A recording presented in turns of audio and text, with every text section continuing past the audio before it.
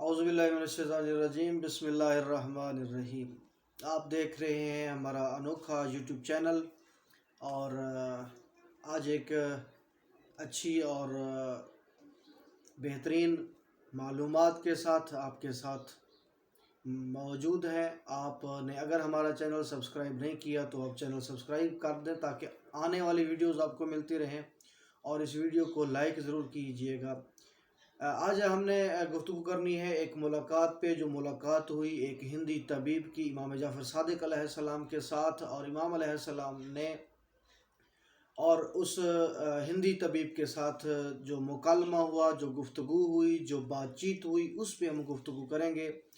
ہندی طبیب نے امام علیہ السلام سے کہا کہ میں آپ سے طب کے بارے میں زیادہ علم رکھتا ہوں، تو امام علیہ السلام نے فرمایا کہ یہ بتاؤ کہ اگر میں آپ سے چند سوالات کرتا ہوں، آپ نے اگر ان کے جوابات دے دیے تو یقیناً آپ مجھ سے زیادہ علم رکھتے ہوں گے، اور اگر آپ ان سوالات کے جوابات نہ دے پائے تو یقیناً آپ کا علم جو ہوگا میرے علم سے کم ہوگا۔ ہندی طبیب نے کہا جی مولا فرمائیں آپ سوالات کریں، تو مولا نے اس پہ چند سوالات کیے جو انسانی جسم اور ساخت کے بارے میں تھے۔ تو امام علیہ السلام نے اس سے فرمایا کہ یہ بتاؤ سب سے پہلے سر انسان کا جو ہے یہ اس میں چھوٹے چھوٹے گوشے کیوں ہیں؟ انسان کے سر کی جو کھوپڑی ہے، یہ کھوپڑی جو ہے یہ ہموار کیوں نہیں ہے؟ دوسرا مولا نے اس سے فرمایا کہ یہ بتا کہ سر پہ بال کس لیے اگائے گئے ہیں، بال کیوں ہیں؟ پھر مولا نے فرمایا کہ اچھا یہ بتا کہ یہ جو پیشانی ہے، پیشانی کی جگہ پہ بال کیوں نہیں ہے، پیشانی خالی کیوں ہے، اور پیشانی پہ بل کیوں نمودار ہیں، پیشانی پہ بل کیوں پڑتے ہیں؟ پھر مولا نے فرمایا کہ اے طبیب ہندی یہ بتا کہ آنکھوں کے اوپر آبرو کس لیے لگائے گئے ہیں؟ مولا نے پھر فرمایا کہ اے طبیب ہندی یہ بتا کہ یہ جو آنکھیں ہیں یہ بادامی طرز کی، بادامی ساخت کی کیوں ہیں، درمیان سے موٹی اور سائڈوں سے، دونوں سائڈوں سے باریک کس لیے ہیں؟ پھر مولا نے اس طبیب ہندی سے سوال کیا کہ ہاں یہ بتاؤ اے طبیب ہندی کہ دونوں آنکھوں کے درمیان ناک کس لیے ہے؟ پھر مولا نے فرمایا اے طبیب ہندی یہ بتا کہ اس ناک کے سوراخ نیچے کی طرف کیوں ہیں، اوپر کی طرف کیوں نہیں ہے؟ پھر مولا نے اس طبیب ہندی سے سوال کیا اے طبیب ہندی یہ بتا منہ کے اوپر ہونٹ اور مونچھیں کس لیے لگائی گئی ہیں؟ پھر مولا نے اس طبیب ہندی سے سوال کیا ہے طبیب ہندی یہ بتا انسان کی جو داڑھیں ہیں وہ چوڑی اور ناک نوکیلے اور تیز کس لیے ہیں؟ امام علیہ السلام سوال کرتے گئے، اور پھر مولا نے سوال کیا اے طبیب ہندی یہ بتا مردوں کی داڑھی کس لیے ہوتی ہے جبکہ عورتوں کی داڑھی نہیں ہوتی؟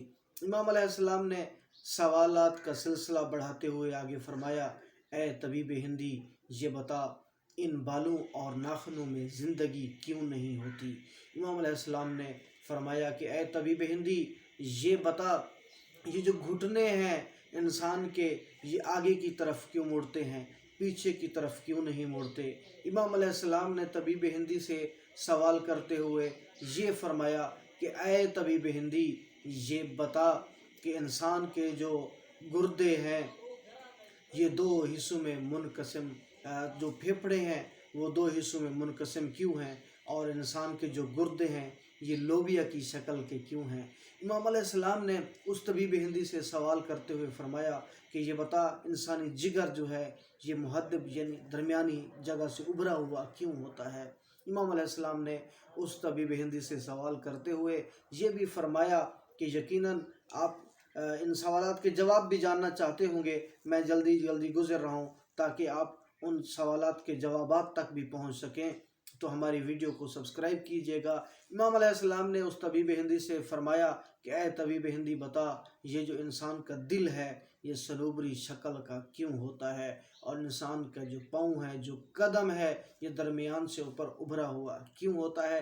اسی طرز کے امام علیہ السلام نے تقریباً 19 سوالات طبیب ہندی سے کیے، اور امام علیہ السلام سوال کرتے گئے، اور طبیب ہندی امام علیہ السلام کا منہ دیکھتا رہ گیا، اور ہر سوال پہ یہی کہتا رہا اے مولا وقت، اے امام زمان، میں تو ان سوالات کے جواب نہیں جانتا، مولا خود ہی ان کے جوابات دے دیجئے۔ امام علیہ السلام نے ان تمام سوالات کے جواب دیے۔ انشاءاللہ تعالیٰ آپ اگلی ویڈیو میں ان سوالات کے جوابات بھی آپ کو معلوم ہو جائیں گے، اور ہماری یہ ویڈیو دیکھنا نہ بھولیے گا، اور چینل کو سبسکرائب کیجیے گا۔ اگلے حصے میں ان تمام سوالات کے جوابات موجود ہیں۔ اللہ آپ کا حامی و ناصر۔